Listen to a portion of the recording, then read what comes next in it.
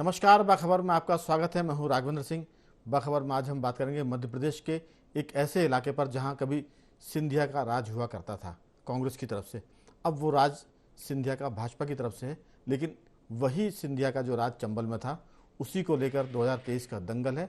और सवाल ये कि ये चंबल किस और है, 2023 का दंगल और किस और चंबल, इस पर हम विस्तार से बात करेंगे। लेकिन उसके पहले आपको बता दें कि आज कांग्रेस की वरिष्ठ नेता प्रियंका गांधी ने ग्वालियर में एक सभा की और उसमें बताया कि किस तरह से ज्योतिरादित्य सिंधिया के विचार पलट गए। उन्होंने बहुत सारी बातें दोहराई जो कभी कमलनाथ और दिव्य सिंह ने दोहराई थी कि सस्ता गैस कनेक्शन देंगे, गैस की टंकी देंगे, किसानों के कर्जे की बात भी उन्होंने की। इसके अलावा उन्होंने महिलाओं के खाते में 1500 रुपये देने की बात भी की। तो बहुत सारी बातें उन्होंने दोहराई, लेकिन हमारा फोकस इस पर है कि सिंधिया के गढ़ में गरजी प्रियंका गांधी, इसके मायने क्या हैं। क्योंकि पिछली बार की हम बात करें 2018 की, तो कांग्रेस को सफलता दिलाई थी सिंधिया के गढ़ ने और एक तरह से कमलनाथ उसके सहारे मुख्यमंत्री के पद पर पहुंचे थे। लेकिन जैसे ही सिंधिया ने बाजी पलटी, कांग्रेस की सरकार गिरी और भाजपा की सरकार सत्तारूढ़ हुई। आज इस पर विस्तार से बात करने के लिए हमारे साथ चर्चा में रहेंगे मध्य प्रदेश के वरिष्ठ पत्रकार योगीराज योगेश जी, महेश दीक्षित जी, देवदत्त दुबे जी स्काइप पर, और टेलीफोन लाइन पर रहेंगे ग्रामीण क्षेत्रों के जानकार वरिष्ठ पत्रकार रघुवर दयाल गोयल जी। लेकिन चर्चा की शुरुआत के पहले सुन लेते हैं कि इस मुद्दे पर राजनीतिक दलों के नेताओं का कहना क्या है, सोचना क्या है। ग्वालियर चंबल में आई के बड़ी खुशी भई। मैं पहले भी पीताम्बरा मैया के दर्शन को आई हती। मोई दादी इंदिरा जी आपके क्षेत्र में आई हती। उनने मोई रानी लक्ष्मीबाई की कहानी खूब सुनाई हती। मैं बचपन में तुम्हारे क्षेत्र की वीरता और साहस की कहानियां पतो है। एक बार हमारे संगे जोर से बोलो, भाजपा जाए बेबारी है, कांग्रेस आए बेबारी है। मैं 10 मिनट के लिए सिंधिया जी के बारे में भी बोल सकती हूँ कि किस तरह से अचानक उनकी विचारधारा ही पलट गई। मैं महाराजा नहीं हूं। कौन सी गलती करी मैंने? 27 लाख किसानों का कर्जा माफ किया। कौन सी गलती करी मैंने 100 रुपए 100 यूनिट बिजली दी। कौन सा गुना मैंने किया? 100 रुपए 100 यूनिट दी बिजली। और मैंने गौशालाओं का निर्माण किया। कौन सा पाप मैंने किया?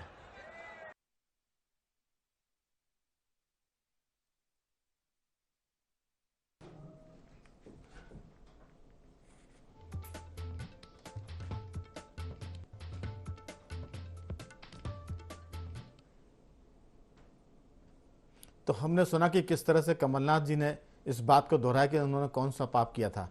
क्या 27 लाख किसानों का कर्जा माफ करना पाप है? गौशाला उन्होंने खुलवाई थी वो पाप है?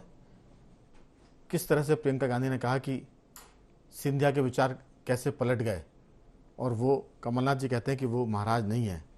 बेशक सबसे खास बात यह कि प्रियंका गांधी ने चंबल की बोली में जनता से दोहराया कि भाजपा जावे बारी है और कांग्रेस आवे बारी है। तो ये सब सिखाए पूत है। हमें लगता है कि राजनीति में ये टोटके हैं। जब लोग जिस साउथ दक्षिण भारत में जाते हैं तो वहाँ की भाषा बोलते हैं, लेकिन वहाँ के लोगों से कितना कनेक्ट होते हैं ये सबसे खास बात है। जो कभी इंदिरा गांधी हुआ करती थी, कभी राजीव गांधी होते थे, और आज की तारीख में मध्य प्रदेश के मुख्यमंत्री शिवराज सिंह चौहान किस तरह से कनेक्ट होते हैं अपने भांजे भांजियों से, ये एक खास बात है। कोशिश हो रही है जनता से कनेक्ट होने की, जनता से बातें करने की। अब यहीं से हम शुरुआत करते हैं कि ये जो जनता से जुड़ने की कोशिश है और ये चुनाव का दंगल है, तो किस और होगा चंबल। चर्चा के लिए मौजूद हमारे साथ स्टूडियो में योगीराज योगेश जी, हमारे पत्रकार साथी महेश दीक्षित जी, देवदत्त दुबे जी और रघुवर दयाल गोयल जी। आप सभी का बहुत बहुत स्वागत है। चर्चा की शुरुआत योगीराज जी आपके साथ कि प्रियंका गांधी ने मोर्चा संभाला मध्य प्रदेश में। ये एक तरह से उत्तर प्रदेश के बाद उनका दूसरा ऐसा राज्य है जहां वो अपने आप को फोकस करती हुई दिख रही है। अभी राहुल गांधी की भी इसमें एंट्री होगी, सोनिया गांधी भी शायद इसमें आ सकती हैं मध्य प्रदेश के चुनाव में, क्योंकि मध्य प्रदेश, राजस्थान, छत्तीसगढ़ ये वो हिंदी भाषी राज्य हैं जो एक तरह से 2024 के लोकसभा चुनाव की दिशा तय करेंगे और पार्टियों की दशा तय करेंगे। आपकी राय कि क्या सिंधिया के गढ़ में प्रियंका गांधी ने जो बातचीत की है वो असर करेगी, कमलनाथ ने जो दोहराया है वो असर करेगा, या बीजेपी का संगठन, शिवराज सिंह का अपनी बहनों से, अपने भांजे भांजों से कनेक्ट होना और भाजपा का राष्ट्रवाद और मोदी सरकार का केंद्र में काम, क्या ये सब भी इसमें शामिल होंगे? आपकी राय? नहीं राघवन जी, ये सारे काम इसमें शामिल होंगे। केंद्र का भी काम और स्टेट के भी काम देखे जाएंगे। और ये बड़ी दिलचस्प बात है कि ग्वालियर चंबल एक ऐसा अंचल है जो शुरू से ही आप देख लीजिए, यहाँ द्विकोणीय नहीं या त्रिकोणीय मुकाबला होता है। ये द्विपक्षीय की बजाय त्रिकोणीय बहुत पहले से हो रहा है जी। भाजपा कांग्रेस तो मध्य प्रदेश के दो प्रमुख दल हैं, लेकिन ग्वालियर चंबल वो अंचल है जहाँ पे हमेशा त्रिकोणीय रहा है।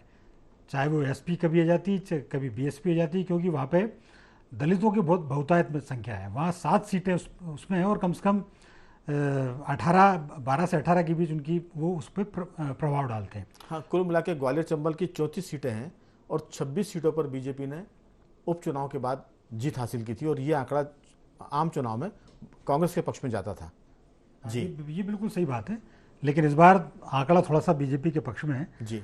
अब महत्वपूर्ण यही है कि ग्वालियर चंबल अंचल की एक और विशेषता ये रही कि कोई बाहर का आदमी आके वहाँ अपनी ना तो सत्ता कायम कर पाता और ना अपनी इमेज क्रिएट कर पाता। प्रियंका गांधी आई वहाँ ज़रूर है और ये बताने की कोशिश की है, चंबल अंचल की भाषा बोलने की कोशिश की है, इस बहाने लोगों को लुभाने की कोशिश की है, लेकिन मुझे लगता नहीं है कि उनकी इस भाषा को कोई ज़्यादा असर पड़ेगा, क्योंकि या तो कांग्रेस के ही काम माने जाएंगे, कमलनाथ जी के काम माने जाएंगे, कमलनाथ जी कितना इफेक्टिव हो पाते हैं। और इन सब की बीच आप ये देखिए कि जो भी नेता, चाहे प्रियंका हो चाहे कमलनाथ हो, इन सब के टारगेट पर वहाँ एक ही आदमी थे और वो थे सिंधिया। वहाँ बीजेपी से ज़्यादा सिंधिया को घेरने की रणनीति कांग्रेस की। वो ये मान के चलती, क्योंकि पिछले चुनाव में उस अंचल में सिंधिया ही वो फैक्टर थे जिनकी वजह से कांग्रेस को बहुतायत सीट मिलती और कांग्रेस सत्ता के करीब पहुंची थी। उसमें बहुत बड़ा योगदान सिंधिया का था। अब उसी को डैमेज करने की कोशिश में कांग्रेस और कांग्रेस के सारे नेता, एक चीज़ को और कह के मैं विराम करूंगा जी। कांग्रेस के जितने बड़े लीडर हैं, आप देखो, आप दिग्विजय सिंह हो, जयवर्धन सिंह हो, केपी सिंह हो, नेता प्रतिपक्ष हो, ये सब वहीं लगे हुए हैं। पूरी कांग्रेस की ताकत ग्वालियर चंबल अंचल में लगी हुई है। सिर्फ चिंता इस बात की है कि जो पिछली बार जो सीट मिली थी उसको कैसे रिटर्न किया जाए। आपने ठीक बात की, लेकिन एक आम लोगों के बीच में ये धारणा होती है कि अगर कोई किसी का बहुत घनिष्ठ मित्र होता है और सदियों अगर उसकी वर्षों उसकी मित्रता होती है, और जब मित्रता में खटासाथी संबंध टूटते हैं तो फिर अच्छे मित्र एक दूसरे की आलोचना नहीं करते सीधे। अगर वो आलोचना करते हैं तो फिर लोग कहते हैं कि या तो दो में से कोई एक खराब है। अगर वो खराब लोग साथ थे तो फिर इतने दिन तक क्यों साथ रहे? तो मुझे लगता है कि सिंधिया और कांग्रेस जितनी एक दूसरे की आलोचना करेंगे, दोनों के नंबर जनता में घटेंगे, क्योंकि अगर वो खराब थे तो फिर इतने दिन तक, लंबे समय तक साथ क्यों रहे? एक तो ये बात है। अब जनता तय करेगी कि प्रियंका गांधी के नंबर घटाए कि सिंधिया के नंबर घटाए, क्योंकि कल तक प्रियंका गांधी सिंधिया के साथ थी और सिंधिया गांधी परिवार के साथ थे। एक तो ये बात हुई। दूसरी बात ये कि सिंधिया एक तरह से वहाँ राजनीतिक शेर की तरह है, राजनीतिक लीडर हैं, क्योंकि जो सिंधिया परिवार ने अटल बिहारी वाजपेयी तक को वहाँ हराया, और इतनी बुरी हार उनकी हुई थी कि अटल बिहारी वाजपेयी की जमानत जब्त हो गई थी, जो देश के प्रधानमंत्री के रूप में तब भी देखे जाते थे हारने के बाद भी। तो सीधा सा मामला ये है कि सिंधिया के गढ़ में कांग्रेस सहनमारी कोशिश कर रही है। इसमें सबसे खास बात और ये निकलने वाली है कि सिंधिया को रिप्लेस कांग्रेस में कौन करेगा चंबल क्षेत्र में? दिग्विजय सिंह जी की उम्र हो रही है, तो अब दिग्विजय सिंह जी के जो पुत्र हैं जयवर्धन सिंह, वो एक तरह से ग्वालियर चंबल की राजनीति में दखल दे रहे हैं, और कल के दिन सिंधिया की जगह पर कांग्रेस जयवर्धन को रिप्लेस करने जा रही है। इस तरह के संकेत भी मिले हैं। ये चुनाव ये बताएगा कि आखिर वहाँ जो टिकट बटेंगे कांग्रेस की तरफ से, उसको जयवर्धन का कितना समर्थन होगा या दिग्विजय सिंह का, ये भी इसमें बात निकल कर आएगी। अंतिम बात मैं इसमें जरूर जोड़ूंगा कि अब सिंधिया और भाजपा के नेता नरेंद्र सिंह तोमर, इन दोनों की जुगलबंदी वहाँ चलेगी। अगर ये जुगलबंदी चल गई ठीक से, तो फिर कांग्रेस जो वहाँ उम्मीद लेकर आगे बढ़ रही है, वो शायद थोड़ी सी उम्मीद टूट सकती है या कमज़ोर पड़ सकती है। लेकिन ये सब अनुमान और अटकलें हैं। चुनाव के नतीजे और उसके पहले प्रत्याशियों का चयन ये बताएगा कि आखिर कौन सा दल कितनी गंभीरता से चंबल को जीतने की कोशिश कर रहा है, चंबल के दंगल में अपने आप को स्थापित कर रहा है। रघुवर दयाल जी, ये जो सारा मामला है, आपकी राय, बहुत कुछ चीज़ें क्लियर हो गई हैं। प्रियंका गांधी ने वहाँ एक तरह से अपनी ज़बरदस्त उपस्थिति दर्ज कराई है। क्या सिंधिया के गढ़ में कांग्रेस कुछ कर पाएगी? पहले तो आपका बहुत बहुत धन्यवाद मुझे जोड़ने के लिए। बारिश के इस मौसम में मेरे ख्याल से भोपाल भी तरबतर हो रहा होगा और सीहोर में भी बारिश का दौर जारी है, और अभी कुछ समय पहले ही बहुत तेज बारिश हुई है। तो राजनीतिक परिदृश्य के मद्देनजर देखें तो राजनेताओं की भी अब बारिश होने लगी है। इसी संदर्भ में ग्वालियर बेल्ट जो है, जहां आपने जैसा अभी बताया कि ज्योतिरादित्य सिंधिया कल तक कांग्रेस के साथ थे, आज उन्होंने भारतीय जनता पार्टी का दामन थाम लिया है। इस पूरे मुद्दे पर प्रियंका गांधी ने जिस तरीके से उन्हें टारगेट किया है, वो इसलिए मैं उसे बेहतर मानता हूं कि उनकी भाषा शैली शालीन थी, और उन्होंने जो शुरुआत सुभद्रा कुमारी चौहान की कविता से की, तो मैं सोचता हूं कि कहीं ना कहीं वो स्थानीय लोगों को अपील करेगी। और उनका व्यक्तित्व तो हम सब जानते हैं कि जिस तरह से ज्योतिरादित्य सिंधिया जी का व्यक्तित्व आकर्षक है, वो लोगों को अपील करता है, ठीक उसी तरह से प्रियंका गांधी का पूरा व्यक्तित्व और उनकी भाषा शैली, उनका बोलने का अंदाज उनकी दादी इंदिरा गांधी जी की तरह ही लोगों को लगता है।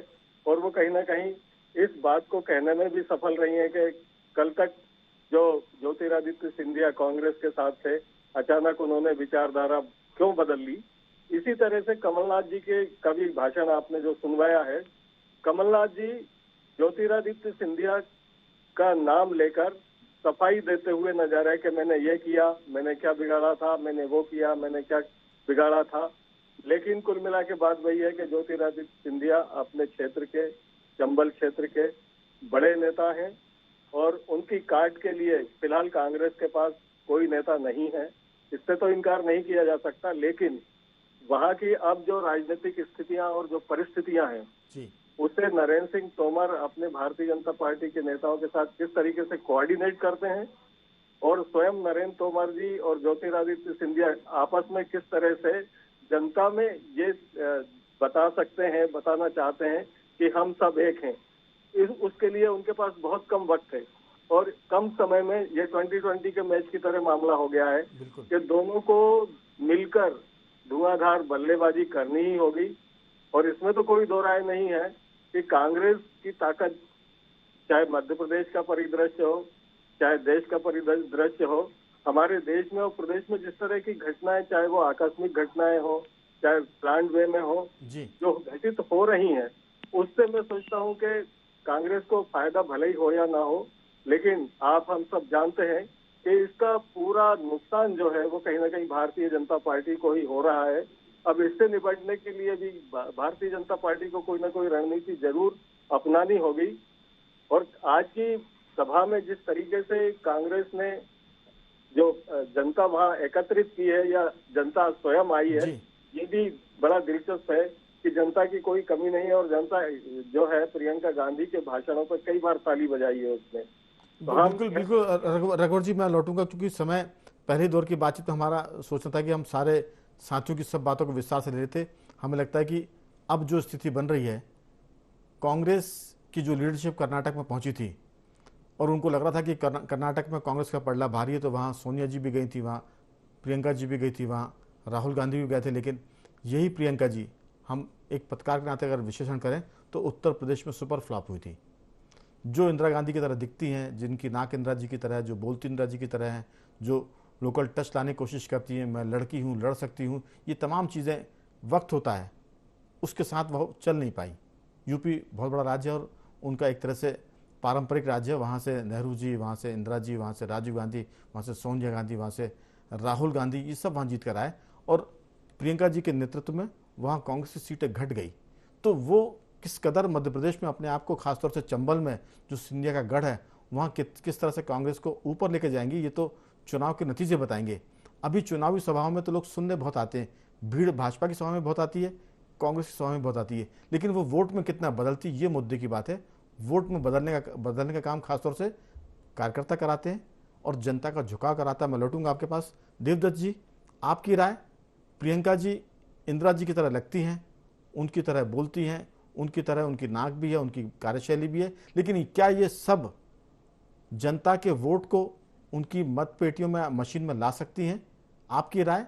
सुभद्रा कुमारी चौहान की कविता, वहाँ की देशज भाषा में उनका संवाद करना कार्यकर्ताओं से, कांग्रेस की बात को उन्होंने आगे बढ़ाना, क्या ग्वालियर के लोग सिंधिया की आलोचना को सह पाएंगे, पसंद कर पाएंगे, नापसंद कर पाएंगे?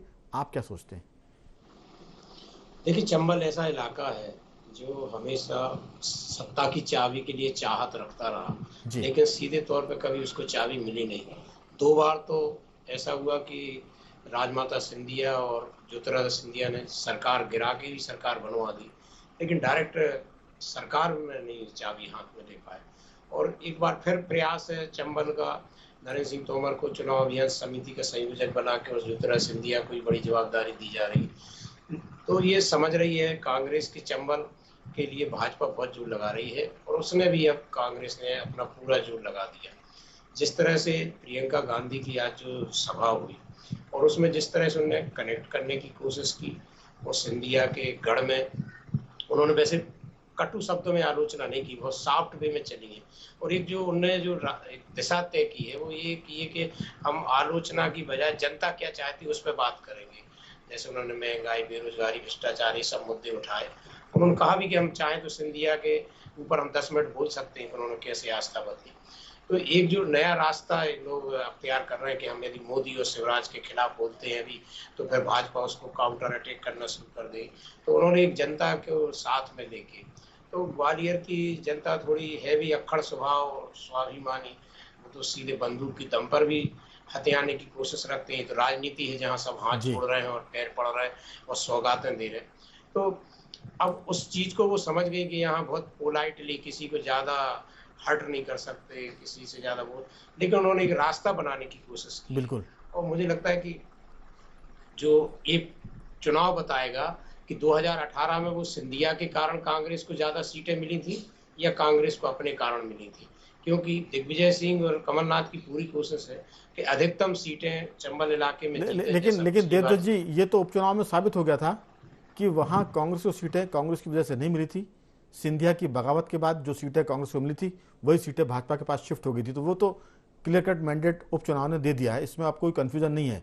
अब देखना यह कि इस चुनाव में क्या स्थिति बनती है, क्या सिंधिया के गढ़ को कांग्रेस तोड़ पाएगी, क्योंकि रघुवर जी भी और बाकी हमारे साथी कह रहे हैं कि रिप्लेस करने के लिए सिंधिया को रिप्लेस करने के लिए कांग्रेस के पास कोई बड़ा चेहरा नहीं है। अब सिर्फ प्रियंका गांधी की वजह से और बाकी लोगों की वजह से क्या वो गढ़ टूट पाएगा? महेश जी से पूछूंगा। महेश जी, जो सारा मामला है, 34 सीटें हैं चंबल की, वहाँ 20% एक तरह से कमजोर वर्ग के लोग हैं और उसमें ओबीसी भी शामिल होते हैं। और जैसा कहा था योगी राजी ने कि वहाँ त्रिकोणीय संघर्ष रहा शुरू से, बीजेपी, कांग्रेस, चाहे बसपा हो, सपा हो या आम आदमी पार्टी अब जिसकी नई एंट्री होने वाली है। आपकी राय कि क्या ये कांग्रेस सिंधिया के गढ़ को तोड़ पाएगी? क्योंकि अब सिंधिया भाजपा के साथ मिलकर पहले शेर थे, अब सवा शेर हो सकते हैं। लेकिन ये हो सकते हैं मैं इसलिए बोल रहा हूँ कि चुनाव बताएगा कि वो सवा शेर है या फिर अब शेर नहीं है। आपकी राय? देखिए, ग्वालियर चंबल संभाग का जो स्वभाव है वो एक अलग तरह का टेम्पर रखता है। सिंधिया जी का अपने क्षेत्र में इतना प्रभाव है कि कांग्रेस के जितने बड़े लीडर हैं उस सिंधिया जी के सामने सीधे तौर पर कुछ नहीं बोल पाते। और मैंने कई राजनेताओं को वहाँ दंडवत करते देखा है। ये पीठ पीछे बाद में कुछ भी बोले, लेकिन सामने उनके औरा इतना प्रभाव है लोगों पर, इतने एहसान है उस क्षेत्र में कि वहाँ की जनता खुलकर सिंधिया के खिलाफ कुछ नहीं बोल पाती। यही वजह रही कि उपचुनाव में जब वो भाजपा में आए तो कांग्रेस की बहुत सारी शिफ्ट बीजेपी में शिफ्ट हो गई। मैं अगर आपके अनुमति तो थोड़ा सा विषय को अलग दिशा दे रहा था। हाँ जी। और तो गांधी परिवार का भी कांग्रेस में बहुत है और अच्छे कांग्रेस के नेता उनके सामने दंडवत करते हैं। तो ये औरा कितना लीडरशिप को ऊपर उठा पाएगा? देखिए, कुरावर से लेकर ग्वालियर तक 100 गढ़ी हैं, वो सब अधीनस्थ रही है ग्वालियर के जी। तो कहीं ना कहीं वो प्रभाव जो है वहाँ के लोगों में आज भी देखा जाता है। फिर जातिगत जो समीकरण है, कांग्रेस को सबसे ज़्यादा उसको फेस करना पड़ेगा सिंधिया को हराने के लिए। सिंधिया वर्सेस कांग्रेस लड़ाई है वहाँ पर, भाजपा वर्सेस कांग्रेस नहीं है वहाँ पर। सिंधिया वर्सेस कांग्रेस लड़ाई है आज की तारीख में, और सिंधिया वर्सेस कांग्रेस में बीजेपी क्लब हो गई है, क्लब हो रही है, तो वो जुड़ गई है, तो फिर अब बीजेपी को फायदा होना है उसमें, कांग्रेस को फायदा नहीं होना। जहां तक और भी दल है, जैसे सपा है, बसपा है, समानता पार्टी दल है, पार्टी बन गई, कुशवाहा है, वहां पर दलित है, और भी तमाम जातिगत जो समीकरण है, वो सबसे ज्यादा यदि नुकसान पहुंचाएंगे तो कांग्रेस को पहुंचाएंगे। यदि ये दल अपने छोटे छोटे जो दल अपने प्रतिनिधि खड़े नहीं करते हैं, अपने उम्मीदवार खड़े नहीं करते, तो कांग्रेस को 100% फायदा होगा। लेकिन इसके लिए कांग्रेस को बहुत मेहनत करना पड़ेगी, उसके लिए इन दलों को अपने पाले में लाने। जैसे बसपा स्पष्ट कह चुकी कि मैं अपने चुनाव खुद लड़ूंगी, मैं किसी समझौता नहीं करूंगा, तो निश्चित रूप से कांग्रेस को इससे नुकसान होगा। आप सपा की भूमिका क्या रहती है, इससे भी कांग्रेस को नुकसान, भाजपा को इससे कोई नुकसान नहीं है। तो मेरा ये मानना है कि सिंधिया प्लस भाजपा, इससे लड़ना कांग्रेस की बड़ी चुनौती है वहां पर। ठीक, योगीराज जी, समय की कमी और अब हम 4 लोग 30 सेकंड में अपनी बात पूरी करेंगे, तो मुझे लगता है कि चीज़ें अच्छे से समाप्त हो जाएंगी। अब सिर्फ इसमें इतना है कि क्या कांग्रेस सिंधिया के बिना अपनी उपस्थिति दर्ज कराने की कोशिश करेगी चंबल में, या वो सिंधिया को रिप्लेस करेगी? ये एक लड़ाई या ये संकेत इस बार के चुनाव से मिल जाएंगे कि कांग्रेस ने वहाँ अपनी पहली लड़ाई शुरू की है सिंधिया के बगैर। अब उसमें वो कितना पाएगी, इससे तय होगा कि अगले चुनाव में कांग्रेस का चंबल में भविष्य क्या है। आपकी राय? देखिए, सिंधिया को रिप्लेस करना बहुत एक तरह से कठिन ही नहीं, असंभव ही है कांग्रेस के लिए, क्योंकि कांग्रेस के पास ऐसा लीडर नहीं है। और दूसरा, हमेशा एक कहा जाता है सिंधिया के बारे में, जब भी बात होती है, एक सुभद्रा कुमारी चौहान की कविता ला दी जाती है और ये बताने की कोशिश की जाती है कि उनने देश के साथ गद्दारी की। ये नैरेटिव आज़ादी के बाद से लगातार चल रहा है। बावजूद इसके सिंधिया की इमेज में रत्ती भर भी फर्क नहीं आया, उनकी इमेज लगातार बढ़ी। उस क्षेत्र ने सिंधिया को जरूरत से ज़्यादा मतदान दिया। लेकिन अगर वो कविता सुभद्रा कुमारी जी की आज प्रियंका जी पढ़ रही हैं, तो ये फिर सिंधिया जी के साथ अब तक क्यों थे? अलग होने के बाद ये उनको ये ज्ञान प्राप्त कैसे हुआ? ये भी एक सवाल लोग, भाजपा तो कम से कम खड़ा करेगी। जी नहीं, बिल्कुल सही बात है। और वो ये मसला फ्लॉप हो चुका है कांग्रेस के पास इसके अलावा कुछ कहने को है नहीं। अब कांग्रेस के और नेता की बात कर लो, आप सिंधिया जी को कह लो साहब ये महाराजा हैं। अरे कमलनाथ जी से तो आम आदमी छोड़ो, विधायक नहीं मिल पाता हमसे, ये महाराजा हुए, ये महाराजा हुए। दिग्विजय सिंह के क्षेत्र में लोग उनसे राजा साहब और हुजूर हुक्म कर रहे हैं। अब दिग्विजय सिंह जी इस बात का नाटक करते हैं साहब मुझसे राजा साहब। चलिए इस पर अगर जाएंगे तो मुझे लगता है कि बहुत लंबी बात हो जाएगी। असम के जो मुख्यमंत्री बने वो राहुल गांधी से मिलने के लिए 8-8 दिन दिल्ली में रुक कर चले जाते हैं और बाद में पार्टी छोड़ देते हैं।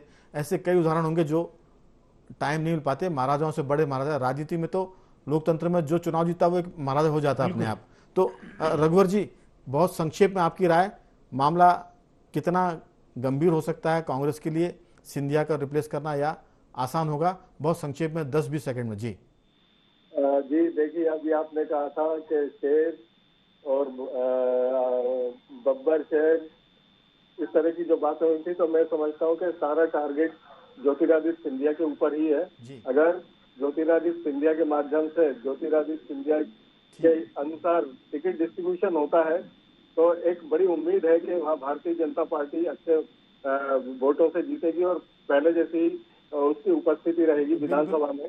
लेकिन जी समय कम है, जल्दी से पूरी करें बात 1-2 वाक्यों में। जी, बस सवाल यही है कि वो इस बार के चुनाव में शेर बने रहते हैं या उन्हें कोई भी गेंदबाज जो है वो ढेर कर देता है। चलिए, ये तो चुनाव तय करेगा। देवदत्त जी, आपकी राय बहुत 2-4 वाक्यों में। ये चुनाव तय कर जाएगा कि चंबल सिंधिया का है जो माधवराव के समय से अभी तक है कि या फिर वो खिसक गया है। जी, क्योंकि महेश जी आपकी। जी, मेरा मानना है कि कांग्रेस की जो भी कोशिशें हैं सिंधिया के सामने फौरी तौर पर है और ग्वालियर चंबल संभाग में उनका अपना कोई बड़ा प्रभाव दिखा पाएंगे, उम्मीद नहीं लगती मुझे। कुल मिलाकर प्रियंका गांधी की कोशिश, कांग्रेस की सभाएं ये तय करेगी कि कांग्रेस कितना सिंधिया के बगैर ग्वालियर चंबल में आगे बढ़ पाती। लेकिन अभी तो ये कह सकते हैं कि सिंधिया की वजह से कांग्रेस वहां जीती थी और सिंधिया की वजह से कांग्रेस उपचुनाव में हारी थी। अभी तो सिंधिया वहां शेर है।